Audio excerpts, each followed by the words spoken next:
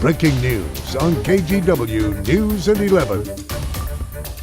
That breaking news, Terry Stotz is out as head coach of the Blazers. The team making the announcement tonight. It was a mutual agreement for them to part ways.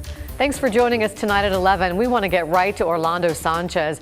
Orlando, this wasn't really a big surprise, but heavy hearts for some in Rip City tonight. Absolutely, Laurel. Breaking up is hard to do, especially when it's one of the nicest people in the league.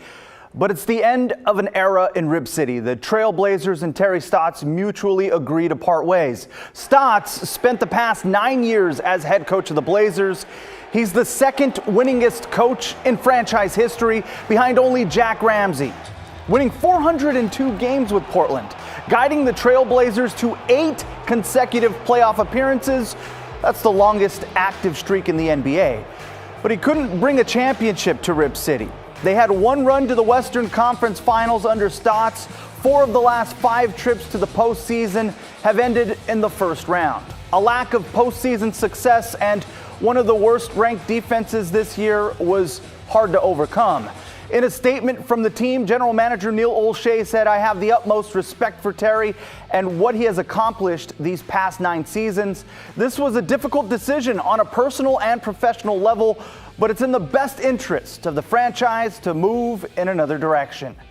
Damian Lillard has only played for Terry Stotz and will have a new coach for the first time in his NBA career. There's already a list of potential candidates out there from multiple reports. According to Shams Charania and Jason Quick of The Athletic, Damian Lillard has made it known who he likes as the Blazers' next coach: Lakers assistant Jason Kidd or Clippers assistant Chauncey Billups.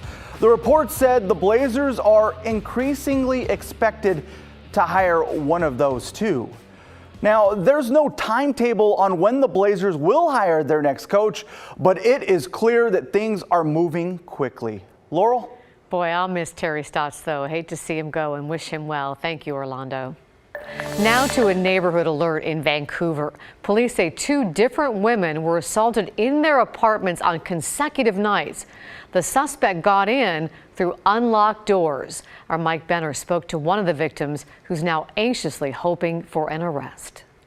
Physically, I'm all right. Mentally, I'm kind of a little still in disbelief. This woman wants to remain anonymous, and you'll understand why in a moment. The 43-year-old was asleep in her apartment near Southeast 136th and McGillivray in Vancouver early Thursday morning when a stranger came in through an open screen door.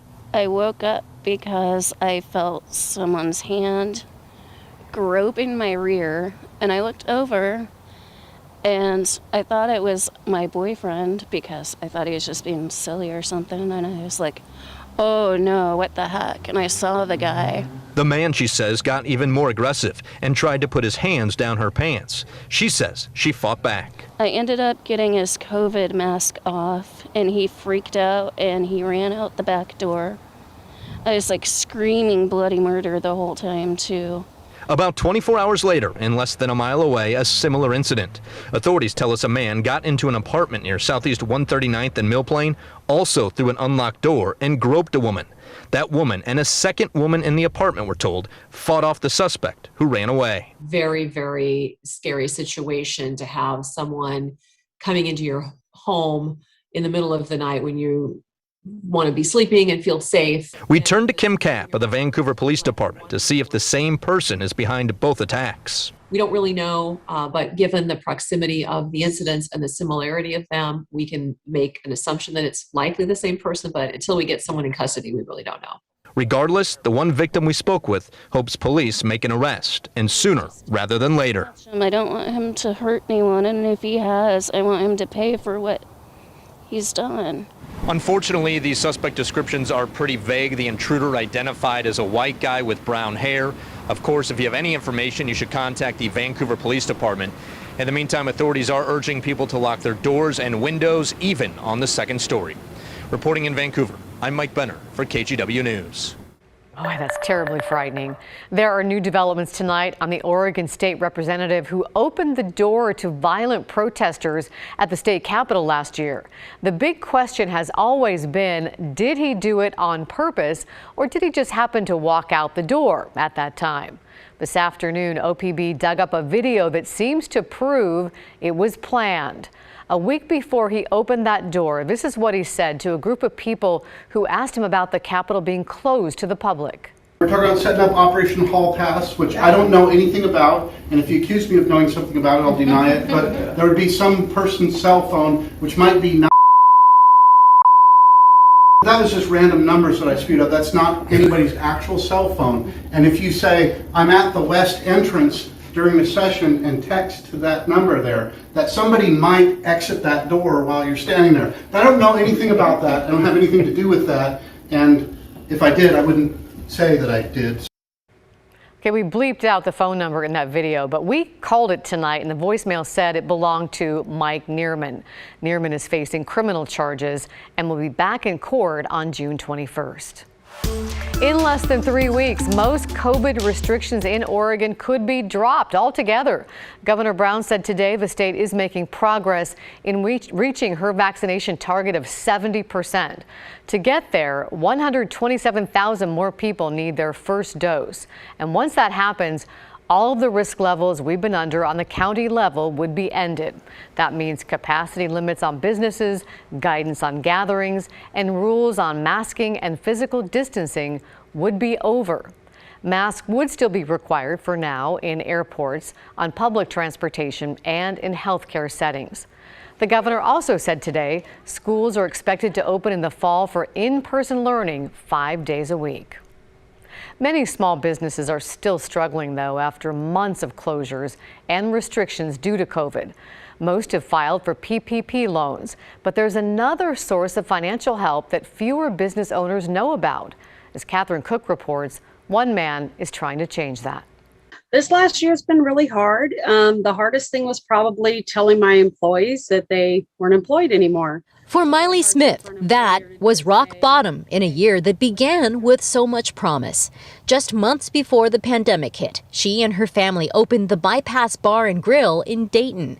They went from doing a total remodel to just trying to stay afloat. But it's definitely hard from, the open, close, outdoor, indoors, 25% capacity, 50% capacity, order food. Food goes bad, give food away, just everything's crazy. Fortunately, Miley's business made it through. She brought back all her employees, and she filed for every kind of financial help out there. Or so she thought. I'm the one that finds all these grants and stuff, so I'm pretty good at it, but I'd never heard of this one. She's talking about the Employee Retention Tax Credit, or ERTC, a payroll tax credit small businesses can apply for every quarter. To qualify, they need to have been impacted by at least a partial shutdown, like reduced capacity. In 2020, the ERTC meant a maximum credit of $5,000 per employee for the whole year. This year, it bumped up to $7,000 per employee every quarter. So far, Miley's qualified for about $34,000. Even though I had filed taxes in 2020 already previously, Tom was able to go back and redo them and apply that tax credit to me. That would be Tom Savageau, a small business finance and accounting consultant. And I think that's why I was attracted to this initially, because this is not a corporate tax credit. This is a small business tax credit. Savageau was so struck by how few employers and even accountants knew about the ERTC that he launched this website, ertcfiling.com. Through it, people can purchase software that helps them file for the ERTC, kind of like TurboTax. There's also a free calculator tool. Anyone can use it to estimate what they might be eligible for before buying software or calling their CPA. Savageau considers it all a public service announcement. And unless they know it, how are they going to get it? So again, I don't care if they're going through me, going through somewhere else. It's the educational piece of making sure that they understand how important this is, how big this is. You don't have to tell Miley Smith. Looking forward to getting a new cooler. In high-risk Yamhill County, she's still operating at 25% capacity. Because we're just one of those really small businesses that just really depends on our local community. Catherine Cook, KGW News.